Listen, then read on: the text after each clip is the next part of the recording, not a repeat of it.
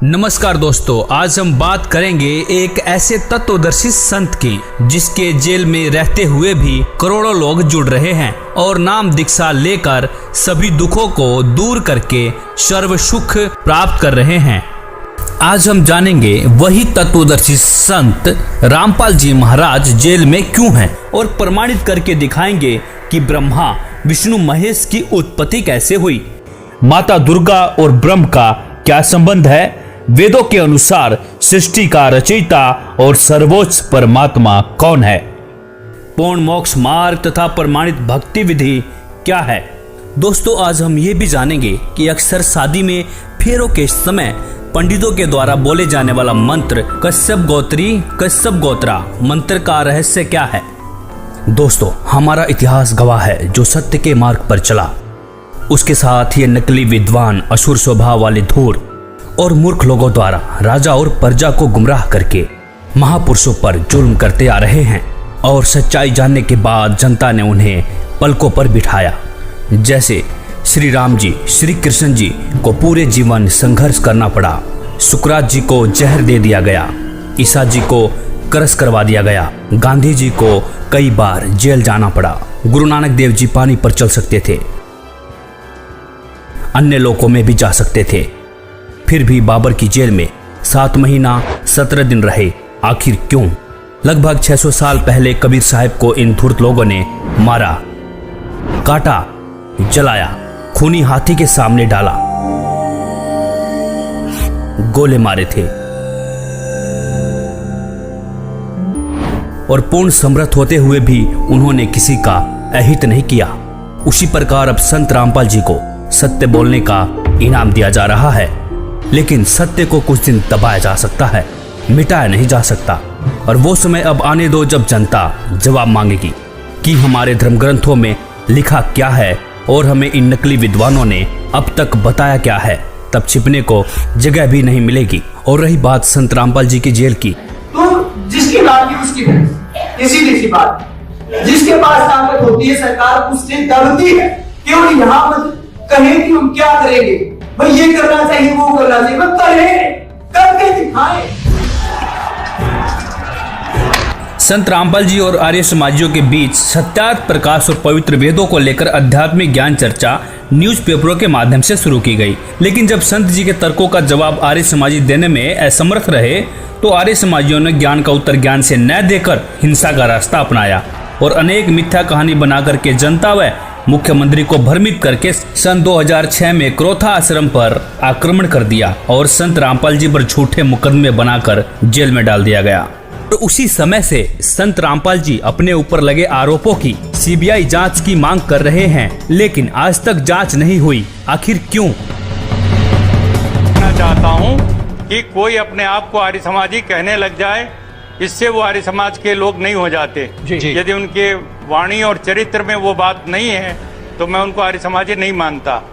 जिस प्रकार की भड़काऊ भाषा बोल रहे हैं, जिस तरह का भड़काऊ काम वो कर रहे हैं, कानून अपने हाथ में लेकर क्रोथा कांड करवा दिया गया।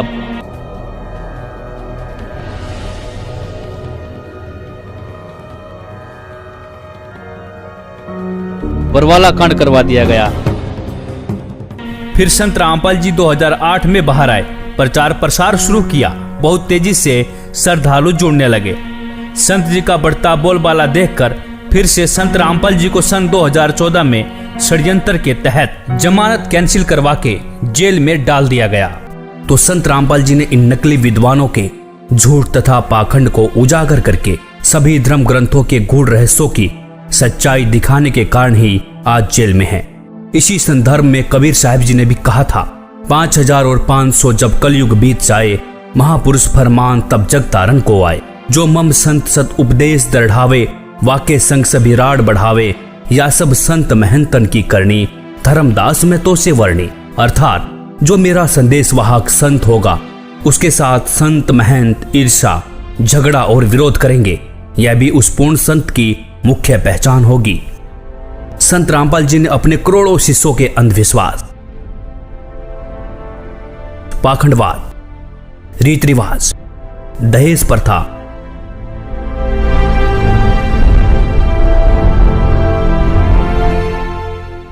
नशाखोरी, मांसाहार, आन उपासना तथा जाति धर्म आदि सामाजिक बुराइयों को पूर्ण रूप से समाप्त कर दिया है। और संत जी ने कहा है, जीव हमारी जाति है, मानो धर्म हमारा, हिंदू मुस्लिम सिख ईसाई धर्म नहीं कोई न्यारा।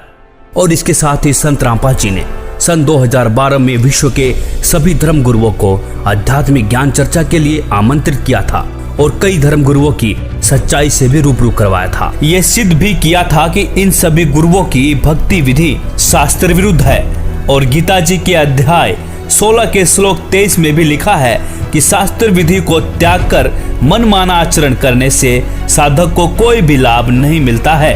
कबीर साहिब जी ने भी कहा था, कबीर करनी तज कथनी कथे अज्ञानी दिन रात, कुकर जो भोकत फिरे सुनी सुनाई बात। गरीब कथनी के सूरे घने कथे अटंबर ज्ञान, बाहर जवाब आवे नहीं लीद करे मैदान। जिस समय जाकिर नायक ने विश्व के सभी धर्म गुरुओं को शास्त्रार्थ के लिए खुला चैलेंज किया था, तब कोई भी धर्म का ठेकेदार सामने नहीं आया जो जाकिर नायक की चुनौती को स्वीकार कर सकता था। तब संत रामपाल जी ने ही डॉक्टर जाकिर नायक की खुली चुनौती को स्वीकार करके 10 पॉइंटों पर झूठा सिद्ध करने की खुली चुनौती दी थी। अब हम आपको दिखाते हैं डॉक्टर जाकिर नायक की खुली चुनौती, देखिए वीडियो के माध्यम से। भारत के सभी राजनेताओं, स्वामियों, धर्मगुरुओं और शंकराचार्यों को मुसलमान धर्म के प्रवक्ता डॉक्टर जाकिर नायक की खुली चुनौती।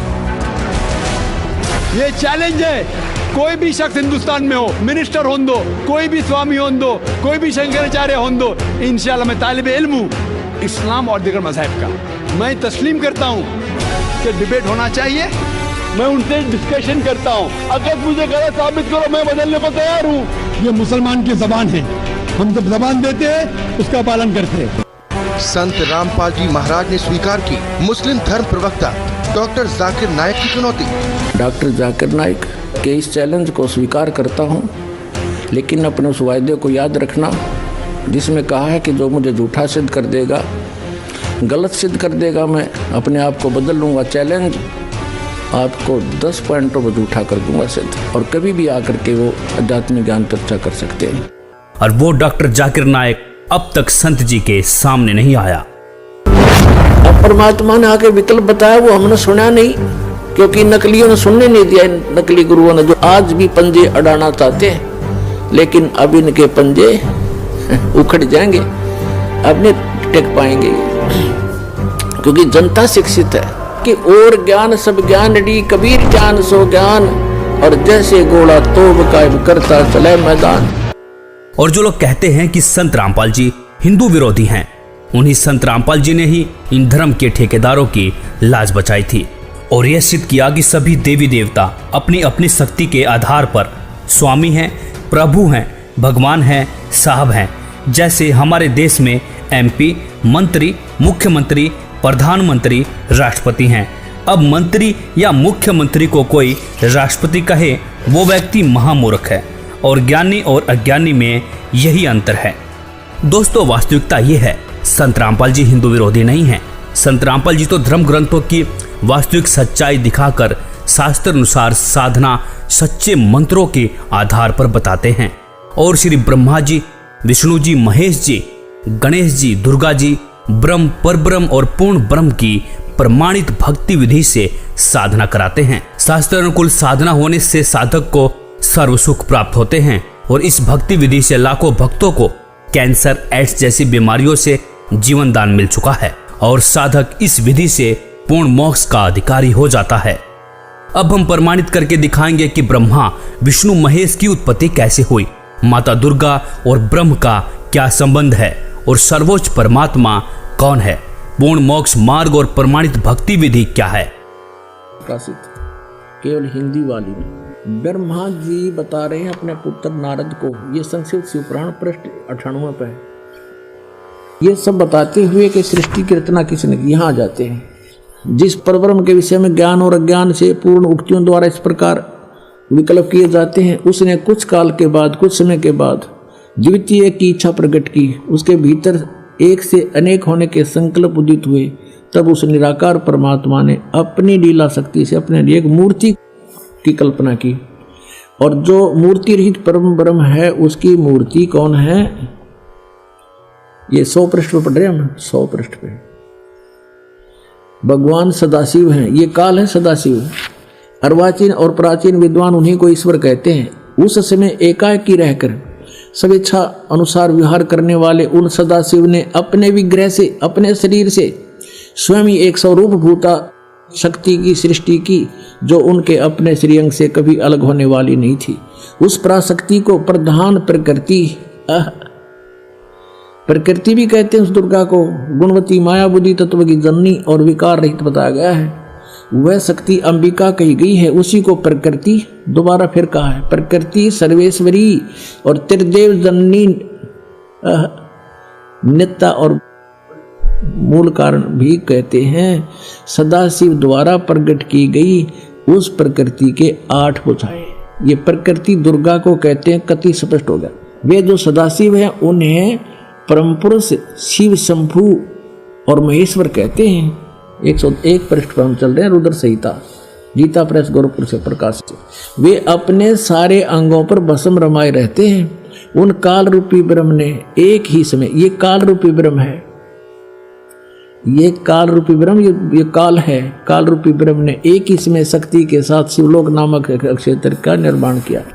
अब मैं क्या बताना चाहता हूँ आपको, वे प्रिय और प्रियतम रूप शक्ति और शिवा, ये पति पत्नी रूप में उस काशी में रहते हैं। देवर से एक समय उस आनंद वन में रमण करते हुए शिवा और शिव के मन में यह इच्छा हुई कि किसी दूसरे की पुरुष की भी सृष्टि करनी चाहिए, जिस पर यह सृष्टि संचालन का महान भार रखकर हम दोनों केवल काशी में रहकर स्वेच्छा अनुसार विचरे और निर्वाण धारण करें। शिव बोले, वत्स व्यापक होने से तुम्हारा विष्णु नाम विख्यात हुआ।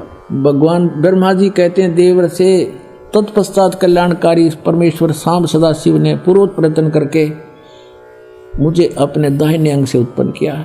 जिस प्रकार विष्णु किया वैसे मैं क्या, मेरा बेहोश कर दिया। पुण्यात्माओं, ये स्पष्ट हो गया कि दुर्गा को प्रकृति कहते हैं। श्रीमद् देवी भागवत सचित्र मोटा टाइप, केवल हिंदी, गीता प्रेस गोरखपुर। इसके तीसरे स्कंद में 123 पृष्ठ पे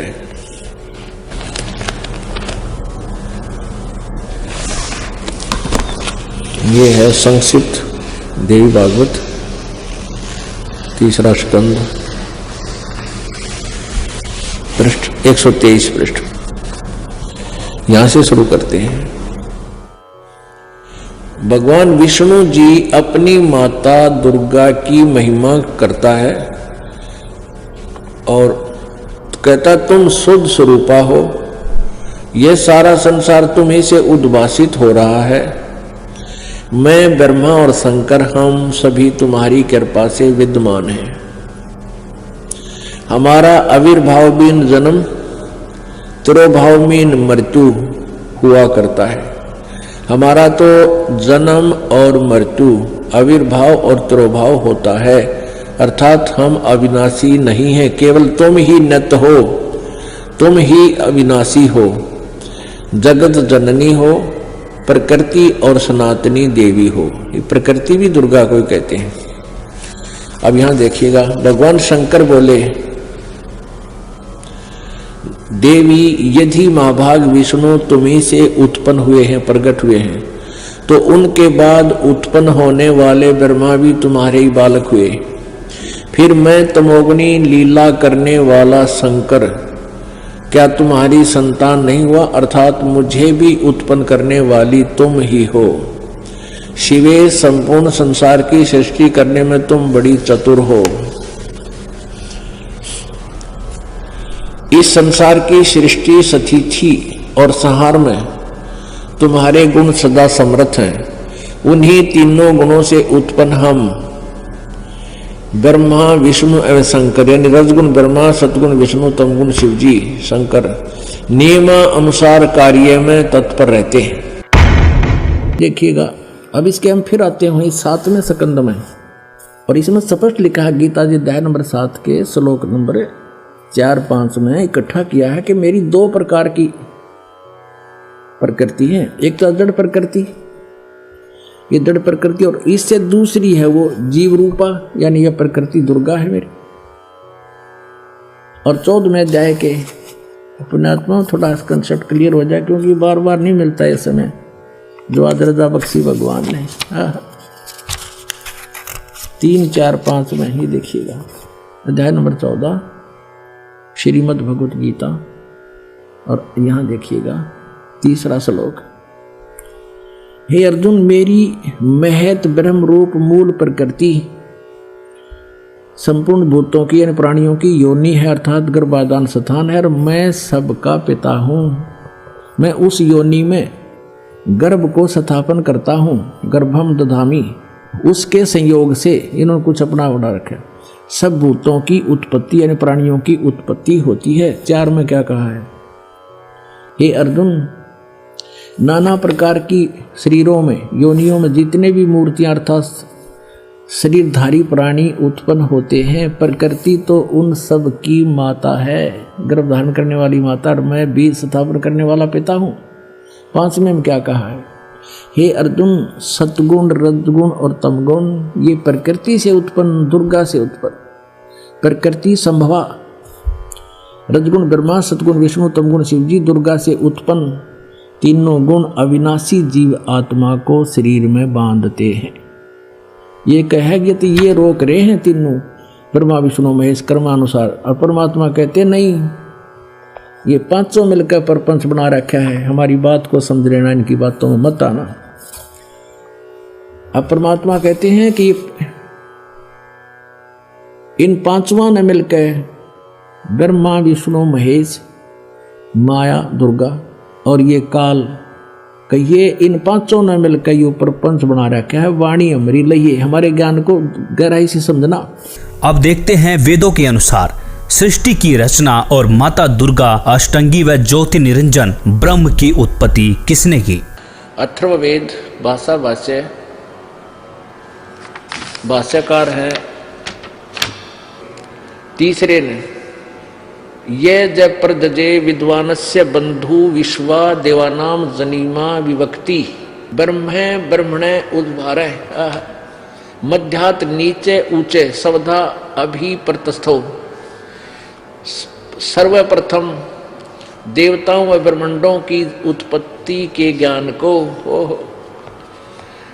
जिज्ञासु भक्त का, विद्वानस्य जो बंधु यानी वास्तविक साथी अर्थात पूर्ण परमात्मा है, अपने निज सेवक को, अपने जनीमा अपने द्वारा सर्जन किए हुए को विभक्ति स्वयं ही ठीक ठीक विस्तार पूर्वक बताता है। अपने द्वारा रची सृष्टि को वो स्वयं ही बताता है कि ब्रह्म ने यानी पूर्ण परमात्मा ने मध्यात अपने मध्य से अर्थात सबद शक्ति से ब्रह्म है माने ब्रह्म क्षर पुरुष अर्थात काल को उद्भार माने उत्पन्न करके विश्वा सारे संसार को अर्थात सब लोगों को ऊंचे ऊपर सतलोक आदि और नीचे परब्रह्म व ब्रह्म के सर्व ब्रह्मांड सबधा अपनी धारण करने वाली अभी आकर्षण शक्ति से प्रतस्थौ दोनों को अच्छी प्रकार स्थापित किया। कति कंसेप्ट क्लियर। उस परमात्मा ने सबसे पहले अपने वहां एक शक्ति उत्पन्न की, उस से सब ब्रह्मांडों को ठहराया और फिर उस परमात्मा पूर्ण परमात्मा आप ही आकर अपने निज साथी को विशेष भगत को बताता है। वो अपने द्वारा रची हुई सृष्टि को स्वयं ही ठीक ठीक वर्णन करता है कि पूर्ण परमात्मा ने अपने मध्य से मध्यात अपने अंदर से अपनी सबद शक्ति से इस ब्रह्म काल की उत्पत्ति की। 5वें में लिखा है कि उसी मूल मालिक से अभ्यग्रम सर्वप्रथम स्थान पर आष्ट्रय अष्टंगी अर्थात दुर्गा प्रकृति देवी जनु से माने उत्पन्न हुई। सैबुदिन्यात आष्ट्रय जनु से, आष्ट्रय माने अष्टंगी 8 भुजा वाली दुर्गा की उत्पत्ति हुई। आष्ट्रय माने अष्टंगी माया दुर्गा अर्थात प्रकृति देवी की उत्पन्न हुई, क्योंकि नीचे के परब्रह्म और ब्रह्म के लोकों का प्रथम स्थान सतलोक है। यह तीसरा धाम भी कहा कहलाता है। तस्य इस दुर्गा का भी मालिक यानी उसका भी पिता सम्राट राजाधिराज बृहस्पति सबसे बड़ा पति यानी परमेश्वर, वह जगत गुरु देवता परमेश्वर है। इसका भी पिता यानी मालिक, इस दुर्गा का भी मालिक वो परमात्मा ही है, जिससे सबका वियोग हुआ है, जो सबसे विमुख होकर आए हैं, वहां से बिछड़े हैं। अतः इसके बाद ज्योतिष माने ज्योत निरंजन अर्थात काल के, शुक्र माने बीज शक्ति से, जनिष्ठ दुर्गा के उदर से उत्पन्न होकर विप्रा भक्त आत्माएं अलग से धूमंतु, धूमंत माने मनुष्य लोक और स्वर्ग लोक में ज्योति निरंजन के आदेश से दुर्गा ने कहा वसंतु, यानी स्वर्गलोक और पृथ्वी लोक पर निवास करो, निवास करने लगी। कति स्पष्ट कर रखा है। अब सातवें में कमाल किया कि वो कौन है, वो परमात्मा जो देव बंधु है, सबका साथी है, जिसने उस ऊपर के लोक रचे, नीचे के लोक रचे, दुर्गा की उत्पत्ति की, काल ज्योति निरंजन की उत्पत्ति की, वो है कौन? इस सातवें मंत्र में स्पष्ट कर दिया, वो कबीर देव है। अथर्वाणम पित्रम यानी जगत, अथर्वाण माने निश्चल अचल अविनाशी है जो, पित्रम माने सबका पिता, देव बंधु सभी पुण्यात्माओं का साथी, बृहस्पतिम जो सबसे बड़ा भगवान, नमसा यानी जो विधिवत साधना करने वाले को सुरक्षा के साथ, गच्छात माने वहां जो चले गए सतलोक में उनको ले जाने वाला, तो माने विश्वेशाम जनिता यथा से कबीर देव न दभायत सवधावान, ये कबीर देव, ये कबीर देव, वो कबीर देव है, वो कबीर प्रभु है, जो अथर्वाण माने अचल अविनाशी, पितर माने जगत पिता, देवबंधु भक्तों का वास्तविक साथी अर्थात आत्मा का आधार, बृहस्पतिम जगत गुरु, बृहस्पति माने सबसे बड़ा ज्ञानदाता परमात्मा, चै तथा नमसा विनम्र पुजारी अर्थात विधिवत साधक को सुरक्षा के साथ गच्छात सतलोक गए हुओं को सतलोक ले जाने वाला, विश्वेशाम यानी सर्व ब्रह्मांडों का की जनिता रचना करने वाला अर्थात जगदम्बा अर्थात माता के गुणों से युक्त भी युक्त, न दभायत काल की तरह धोखा न देने वाले, स्वाधावान मन स्वभाव अर्थात गुणों वाला, यथा ज्यों का त्यों अर्थात वैसा ही वह, स माने वह, तो माने आप, कबीर देव है, कबीर देव, कबीर देव भाषा भिन्न होने से इसे हम कबीर साहब कहते हैं, वो कबीर साहब है। और ब्राह्मण जी ने सबसे पहले श्लोक ये बोला था कि काश्यप गोत्रा काश्यप गोत्री, बाण भाई ताम स्वरूप बना दिए उसने, यो काश्यप गोत्रा और काश्यप गोत्री एक गोत्र के क्यों करो हम। इस तत्व ज्ञान से दास परिचित था, लेकिन उनको उस समय यह बताना उचित नहीं समझा, क्योंकि वो तो सारे फिर वो दूसरे ज्ञान से भरे हुए थे, तो मेरे वह बात समझ में आ गई रहे। सचमुच ये तो परमात्मा ने जो ज्ञान बताया उससे समझ में आती है। परमात्मा कहते हैं काश्यप गोत्रा काश्यप गोत्री पंडित शाखा लाया, और कोई तत्ववेत्ता ज्ञानी जाना यो बाण ब्याह घर लाया। कोई तत्वदर्शी संत ही जानता है कि बाण को ब्याह के घर लाया था। और इस आप किसी भी फेरे हम देख लियो, सबसे पहले ये पंडित ने बोलेंगे काश्यप गोत्रा काश्यप गोत्री, फिर और उठ पटांग बिराना के बोलिया करें। तो पहला श्लोक है इनका। अब परमात्मा की ये आगे जो लाइन है, पंक्तियां हैं, अब समझ में आएंगे आपके। क्या बताते हैं? माँ अष्टंगी पिता निरंजन, ये जम दारुण वंशन अंजन, पहले कीन निरंजन राई ही पीछे से माया उपजाई। पहले ज्योति निरंजन को अंडे से उत्पन्न किया और पीछे दुर्गा का शरीर बनाया परमात्मा ने अपनी शब्द शक्ति से, और फिर दुर्गा के रूप को देख करके, सुंदरता को देख कर ये काल उसके ऊपर वशीभूत हो गया। ये 3 पुत्र उत्पन्न किए। क्या कहते हैं? ज्ञान बोध और बोध सागर में पृष्ठ नंबर 21 पर, धर्मदास ये जग बोराना, कोई ना जाने पद निर्वाणा। यही कारण मैं कथा पसारा, जग से कही एक राम नहीं आ रहा। ये राम है यहाँ पर। अब मैं तुमसे कहूँ चिताई, तेरे देवन की उत्पत्ति भाई। ज्ञानी सुने सो हृदय लगाई, मूर्ख सुने तो गम नहीं पाई। माँ अष्टंगी पिता निरंजन, और ये जम दारुण वंशन अंदन। पहले कीन निरंजन राई, पीछे से माया उपजाई। कामदेव धर्मराय सताए, देवी को तुरंत खाए। पेट से देवी करी पुकारा, हे साहेब मेरा पुकारी, वे साहेब मेरा करो बारी। धर्मराय को हिकमत कीना, नख रेखा से भग कर लीना। दुर्गा के स्त्री इंद्री नहीं थी, इसने अपने नाखूनों से बनाया। धर्मराय करे भोग विलासा, माया को रही तबासा। 3 पुत्र अष्टंगी जाए, और ब्रह्मा विष्णु शिव नाम धराए। 3 देव विस्तार चलाए, इनमें ये जगदोखा खाए।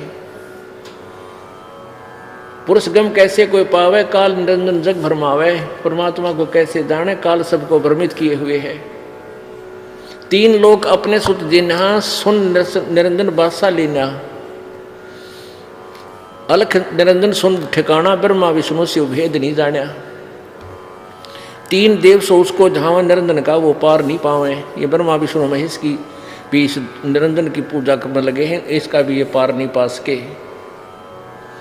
अलख निरंजन ये काल बड़ा बंटवारा, 3 लोक के जीव कीन आहारा। ब्रह्मा विष्णु शिव नहीं बचाए, सकल खाए पुन धूर उड़ाए। और इस काल के 3 के सुत हैं तीनों देवा। 3 माने उनके, दुर्गा और इस काल के पुत्र हैं तीनों देवता, ब्रह्मा विष्णु महेश। और अंदर जीव करते हैं सेवा, अंधे लोग इन्हीं की पूजा करते हैं, ब्रह्मा विष्णु महेश की। तीनों देव और अवतारा, ताको भजे सकल संसारा। 3 गुणों का ये विस्तारा, धर्मदास में कहूँ पुकारा। गुण तीनों की भक्ति में, ये भूल पड़ो संसार। कह कबीर निज नाम बिना, कैसे उतरे पार। अब ये सभी सदग्रंथ आदरणीय है, और इन्हीं सब सदग्रंथों में ये विद्यमान है कि ब्रह्मा विष्णु महेश के माता पिता ये काल और दुर्गा है। आइए अब जानते हैं पूर्ण मोक्ष मार्ग और शास्त्र अनुकूल साधना क्या है। संत रामपाल जी महाराज प्रथम बार में श्री गणेश जी, श्री ब्रह्मा सावित्री जी, श्री विष्णु लक्ष्मी जी, श्री शंकर पार्वती जी व माता शेरावाली का जाप देते हैं, जिसका वास हमारे मानव शरीर में बने चक्रों में होता है। मूलाधार चक्र में श्री गणेश जी का वास, स्वाद चक्र में ब्रह्मा सावित्री जी का वास, नाभि चक्र में लक्ष्मी विष्णु जी का वास, हृदय चक्र में शंकर पार्वती जी का वास, कंठ चक्र में शेरावाली माता का वास, और इन सब देवी देवताओं के आदि अनादि नाम मंत्र होते हैं, जिसका वर्तमान में गुरुओं को ज्ञान नहीं है। इन मंत्रों के जाप से ये 5 चक्र खुल जाते हैं। इन चक्रों के खुलने के बाद मानव भक्ति करने के लायक बनता है। सदगुरु गरीबदास जी अपनी वाणी में प्रमाण देते हैं कि 5 नाम गुज गायत्री आत्म तत्व जगाओ, ओम किलियम हरियम श्रियम सोहम ध्याओ। भावार्थ, 5 नाम जो गुज गायत्री हैं, इनका जाप करके आत्मा को जागृत करो। दूसरी बार में 2 अक्षर का जाप देते हैं, जिसमें एक ओम और दूसरा तत्, जो कि गुप्त है, उपदेशी को बताया जाता है, जिसको श्वास के साथ जाप किया जाता है। तीसरी बार में शार नाम देते हैं, जो कि पूर्ण रूप से गुप्त है, उसे सतगुरु ही देते हैं। अब जानेंगे प्रमाणित भक्ति विधि क्या है और पूजनीय और सर्वोच्च परमात्मा कौन है। सबका मालिक एक परमेश्वर, परम ईश्वर, परम ईश्वर, परम वर ईश, परम पूर्ण ब्रह्म, पर ब्रह्म, ब्रह्म, परम अक्षर पुरुष, क्षर पुरुष। अर्थात परमेश्वर शब्द के संधि विच्छेद में ईश सबसे छोटा परमात्मा है, उससे बड़ा उसका वर अर्थात ईश का स्वामी ईश्वर, और ईश्वर से भी बड़ा परमेश्वर होता है। अर्थात परमेश्वर शब्द से 3 परमात्माओं का बोध होता है, जैसे ईश और ईश्वर, परमेश्वर, ब्रह्म, पर ब्रह्म, पूर्ण ब्रह्म, जिसे पार ब्रह्म भी कहते हैं, क्षर पुरुष, अक्षर पुरुष, परम अक्षर पुरुष। इस बात का उल्लेख पुराणों में है, संतों की वाणियों में है और गीता जी में भी है। ओम तत्सत गीता अध्याय 17 के श्लोक 23 में ऐन सीन काफ कुरान शरीफ सूरा 42 आयात 1 में नाम मंत्र का संकेत है। परमात्मा की वाणी है कि कबीर कोटि नाम संसार में, इनसे मुक्ति न होए, सार नाम मुक्ति का दाता, वाके जाने न कोई। संतों की वाणियों में सतनाम सार नाम का जिक्र है। वह यही 3 मंत्रों का मेल है। इस सांकेतिक मंत्र को पूर्ण रूप से जानने के लिए तत्वदर्शी संत बाखबर की खोज करनी चाहिए। वह संत ही पूर्ण होता है जो पूर्ण परमात्मा का पूर्ण ज्ञान कराता है तथा पूर्ण मंत्र नाम प्रदान करता है, जिससे पूर्ण मोक्ष प्राप्त होता है। इस विधि से साधना करके साधक फिर लौटकर इस संसार में कभी वापस नहीं आता। 3 बार में नाम जाप देने का प्रमाण है गीता अध्याय 17 के श्लोक 23 में ओम तत्सत इति निर्देशः ब्राह्मण त्रिविधि स्मृतः ब्राह्मण तेन वेदा च यज्ञा च विहिता पुरा। ओम ब्रह्म का, तत् सांकेतिक मंत्र पर ब्रह्म का, सत पूर्ण ब्रह्म का, ऐसे यह 3 प्रकार से पूर्ण परमात्मा के नाम सुमरण का निर्देश संकेत कहा है। और सृष्टि के अनादि काल में विद्वानों ने बताया कि उसी पूर्ण परमात्मा ने वेद तथा यज्ञादि रचे। संख्या नंबर 822 सामवेद उत्तार्चिक अध्याय 3 खंड 5 श्लोक नंबर 8 का भाषा भाष्य है। मनीषी भी पवते पूर्य कबीर निर्भीयतः परिकोशान अशिष्यदत् त्रितस्य नाम जनयन्न मधु चरणीन्द्रस्य वायुम संख्याय वर्धयन। शब्दार्थ है, सनातन अर्थात अविनाशी कबीर परमेश्वर मानव रूप धारण करके अर्थात गुरु रूप में प्रकट होकर हृदय से चाहने वाले, श्रद्धा से भक्ति करने वाले भक्तात्मा को 3 मंत्र अर्थात नाम उपदेश दे के पवित्र करके जन्म व मृत्यु से रहित करता है तथा उसके प्राण अर्थात जीवन श्वासों को जो संस्कार वश गिनती के डाले हुए होते हैं को अपने भंडार से मित्रता के आधार से पूर्ण रूप से बढ़ाता है, जिस कारण से परमेश्वर के वास्तविक आनंद को अपने आशीर्वाद प्रसाद से प्राप्त करवाता है। उपरोक्त विवरण से स्पष्ट हुआ कि पवित्र चारों वेद भी साक्षी हैं कि पूर्ण परमात्मा ही पूजा के योग्य है। उसका वास्तविक नाम कबीर देव, कबीर परमेश्वर है तथा 3 मंत्र के नाम का जाप करने से ही पूर्ण मोक्ष होता है। कबीर परमेश्वर जी भी 600 वर्ष पहले इन धर्म ग्रंथों की सच्चाई वाणियों के माध्यम से बताते थे। इन नकली मुल्ला पंडों ने अपने पाखंड को छिपाने के लिए परमेश्वर पर अनेकों जुल्म करवाए और अब संत रामपाल जी कबीर सागर के आधार पर ही सभी सदग्रंथों में सच्चाई दिखा रहे हैं और अब इन नकली संत महंतों को हजम नहीं हो रही है और ये अब नकली गुरु अपनी अज्ञानता को छुपाने के लिए राजा और जनता को भ्रमित करने की कोशिश कर रहे हैं, जबकि इनका आध्यात्मिक ज्ञान 0 है। इसीलिए संत रामपाल जी पर कीचड़ उछाल रहे हैं। लेकिन अब जनता पढ़ी लिखी समझदार है, इन सदग्रंथों को खुद पढ़ सकते हैं। और कबीर साहब जी कहते हैं कि जानबूझ साची तजे करे झूठ से ने, ताकि संगत हे प्रभु सौपन में भी ना दे। अर्थात सच्चाई जानकर भी झूठ को महत्व दें, ऐसे निकम्मे का संग सपने में भी न करें। धन्यवाद। इस पे आपकी क्या राय है? अपनी राय अवश्य दें। वीडियो अच्छी लगी हो तो लाइक, कमेंट और शेयर जरूर करें और चैनल को सब्सक्राइब करना ना भूलें।